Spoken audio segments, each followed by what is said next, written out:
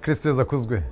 Nitwa Padiri Rugaragu Innocent, nkaba n'umupadiri w'umuyezuwiti, ubwo nkaba mbarizwa kuri Saint Inyasi, ku ishuri rya Saint Inyasi Kibagabaga.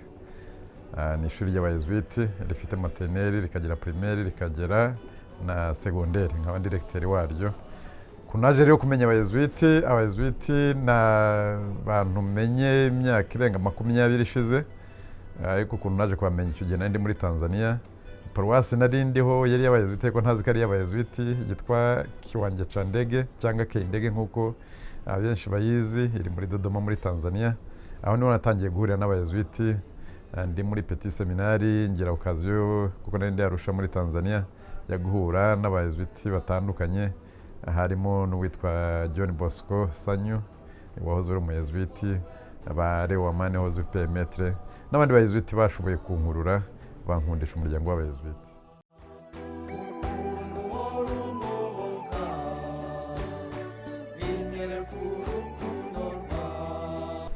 Urugendo rw'abayezuwiti rwo kuba umuyezuwiti ni urugendo nk'uko Mutagatifu Inyasi wa Loyola watangira umuryango w'abayezuwiti abiteganya, ni formation ndende, ni urugendo rurerure kandi kuko ubuzima ni urugendo.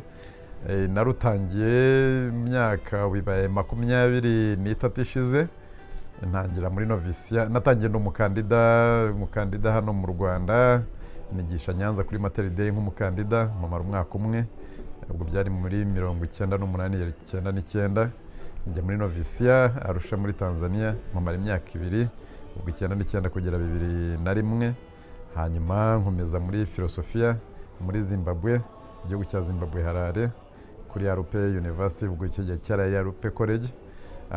Mamara imyaka 4, ubwo 2001 kugera 2005, hanyuma ngaruka muri Regence hano muri Regio, mba ministre muri Centre Christus, nashinzwe ninjye wari wungirije Padiri Octave comme directeur, ariko nkaba na ministre muri communauté na centre. 2005 kugera 2009 nari ndi ni Nairobi ku ishuri ryacu rihari rya theology ryitwa Hekima College, ubu ngubu ni Hekima University. Naho mamara imyaka 3, ndagaruka mpabwa ubupadiri, sakramento ry'ubupadiri 2009, hanyuma nkomeza n'amashuri ya kuminuza theology muri Amerika 2009 kugera 2017. Hagati aho niga theology, niga justice EP, niga résolution de conflit cyangwa uburyo bwo gukemura amakimbirane. Muri make urwo rugendo rusoza ngaruka muri Centre Christus nka directeur wa Centre Christus 2017 kugera 2019. 2020 nimukira kuri Saint Inyasi nka recteur wa primaire, hanyuma ndangije njya kusubira i Nairobi muri Kenya, ibyo twita twazema cyangwa internship ya kwitegura amasezerano ya nyuma hanyuma mpamara amezi 6 kuri Mwangaza internship, hanyuma ndagaruka nshingwa bureau development cyangwa ibiro yacu ishinzwe uburyo evre zacu ziteza imbere. Ubwo nari mbimazemo umwaka, hanyuma nongeye kugerwa icyizere nimurirwa kuri Saint Inyasi nk'ishuri kuba recteur wa Saint Inyasi maternelle, primaire na secondaire.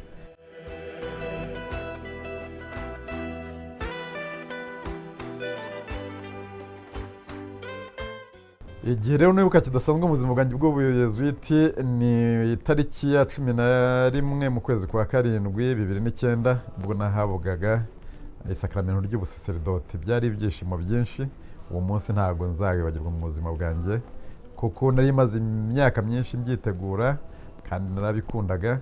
Icyo gihe rero byari ibyishimo bidasanzwe, ndumva hari ibyishimo byinshi nagiye ngira mu buzima, ariko ibyo ndumva byari ibyishimo birenze ibindi byo nagiye ngira mu buzima nk'umuyezuwiti.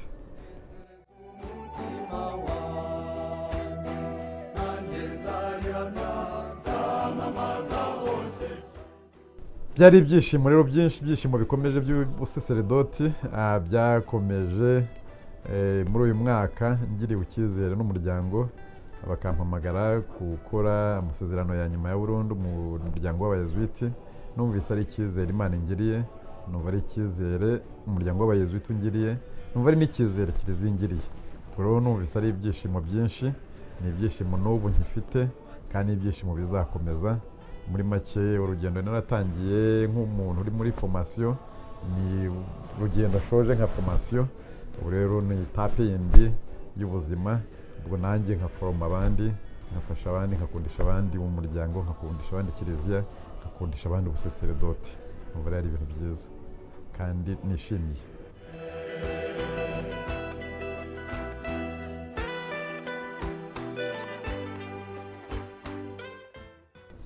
Icyo nabwira rero abifuza kwiha Imana muri iki gihe ni uko kwiha Imana ni ibintu byiza.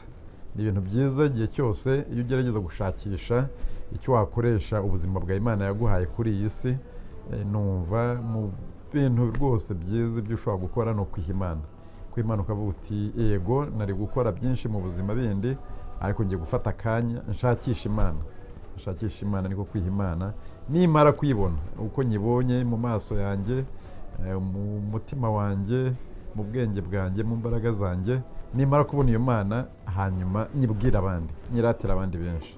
Muri make mbeho nk'umuntu werekana ibyo byiza by'Imana yaremye, kandi ibyo byiza by'Imana byo kwishakisha wayibona ukayiratira abandi benshi. Numva rero abashaka kwiha Imana rwose nababwira nti n'ubuzima bwiza, n'ubuzima bwiza bufite utundi tuntu tugoranye nk'ubundi buzima bwose, ariko muri rusange ni ishema. Ni ishema kuko iyo ubyutse mu gitondo, ntabwo byuka mu gitondo hari ibindi utekereza byinshi. Utekereza uvuga uti harya uyu munsi Imana ndahura nayo nte, harya uyu munsi ndayishakashaka nte, harya ninyibona ndayibwira abandi, ndayibabwira gute. Numva rero ari ikintu cyiza nabakangurira, cyane cyane abajene n'inkumi, nimukunda Imana, muyishakashake, muyikorere ndetse munayikundishe benshi. Murakoze.